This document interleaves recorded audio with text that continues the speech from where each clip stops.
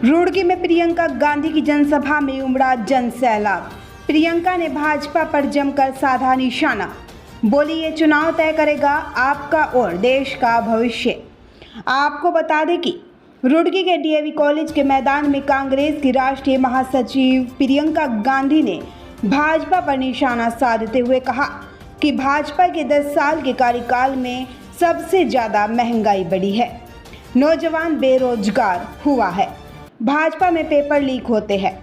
उन्होंने कहा कि ये चुनाव आपका और देश का भविष्य तय करेगा। भाजपा पर जमकर निशाना साधते हुए कहा कि नोटबंदी का नुकसान आज तक जनता झेल रही है। भाजपा ने बड़े पूंजीपतियों के 16,000 करोड़ रुपए लोन माफ किए, लेकिन किसान का कर्ज माफ नहीं होता है। कर्ज के कारण किसान आत्महत्या कर रहा है। अंकिता भंडारी हत्याकांड पर बोलते हुए कहा कि उनके साथ जो अत्याचार हुआ है, उनके हत्यारों को कौन संरक्षण दे रहा है। मोदी जी नारी शक्ति की बात करते हैं, लेकिन नारियों पर ही अत्याचार हो रहे हैं। उन्होंने कहा कि सरकार आने पर सभी सामान जीएसटी मुक्त करेंगे, 50% रोजगार महिलाओं को दिलवाएंगे, 1 लाख रुपए सालाना महिलाओं को मिलेंगे। परिवारवाद पर बोलते हुए कहा कि मेरे परिवार का 30 साल से कौन सा सदस्य सत्ता में रहा है जो लोग परिवारवाद की बात करते हैं। प्रियंका गांधी को सुनने के लिए हजारों लोग जनसभा में उपस्थित हुए। कांग्रेस पार्टी महिलाओं को अपने पैरों पे खड़े होने की बात कर रही है।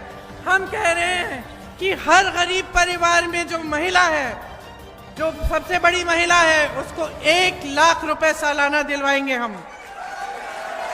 ये हमारी गारंटी है, मोदी जी की खोखली गारंटी नहीं है कि हम नारी शक्ति बढ़ाएं, आगे बढ़ाएंगे, हम नारियों की सुरक्षा करेंगे। और यहाँ अंकिता की सुरक्षा नहीं कर पा रहे हैं। ये मोदी जी के खोखले बयान नहीं है, ये कांग्रेस पार्टी के वो बयान, वो घोषणाएं हैं जो कांग्रेस करके रोज दिखा रही है अपने प्रदेशों में। इस बार बदल डालो, बहुत हो गया है, बहुत बेवकूफ बना दिया है देश को, बहुत ज्यादा। देखो,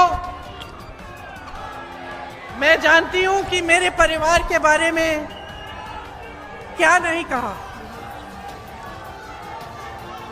सबसे बड़ा आरोप तो ये लगाते हैं कि हम परिवारवादी हैं, है ना।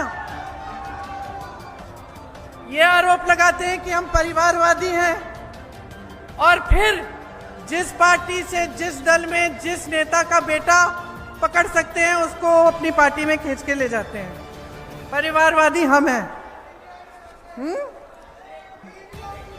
फिर कहते हैं कि हम भ्रष्टाचारी हैं। बहुत इन्होंने हमारे बारे में कहा है, लेकिन मैं आपको दिल से बता रही हूं, बहुत पीढ़ियों से हमने सेवा की है। आप अगर सोच के हमें बताएंगे कि मेरे परिवार का कौन सा सदस्य सत्ता में रहा है पिछले 30 सालों से, बताइए। पीढ़ी दर पीढ़ी इस देश की सेवा करती है।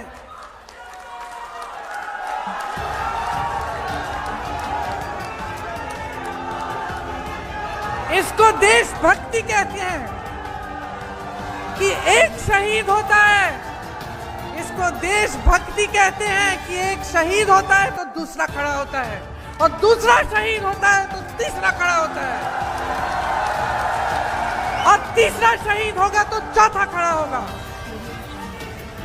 कुछ नहीं चाहिए हमें आपसे, आपने बहुत दे दिया है। आपने इतना दिया है कि 10 पीढ़ियां नहीं चुका सकती हमारा ऋण। आप हमें नहीं चाहते तो कोई बात नहीं, आप हमें नहीं चाहते तब भी हम सेवा करेंगे, हम मांगेंगे नहीं, हम जितना कर सकते हैं हम करेंगे। मैं इन सबको बताना चाहती हूँ, आप केस डाल दो, संसद से निकाल दो, घर से निकाल दो, आप हमें भ्रष्टाचारी बोलो, तमाम केस डाल दो, एजेंसियां को हमारे पास भेज दो, मेरी 75 साल की माता जी को भेज दो ईडी के पास पूछताछ कराने के लिए। किसी को, मेरे पति को भेज दो, मेरे भाई को भेज दो, हमारे पूरे परिवार को भेज दो, हमें कोई परवाह नहीं है। आपको जागरूक बनना पड़ेगा। 10 सालों से आप देख रहे हैं सब कुछ, सब आपके सामने हो रहा है, आपकी आंखों के सामने, और आपका जीवन संघर्षों के दलदल में है।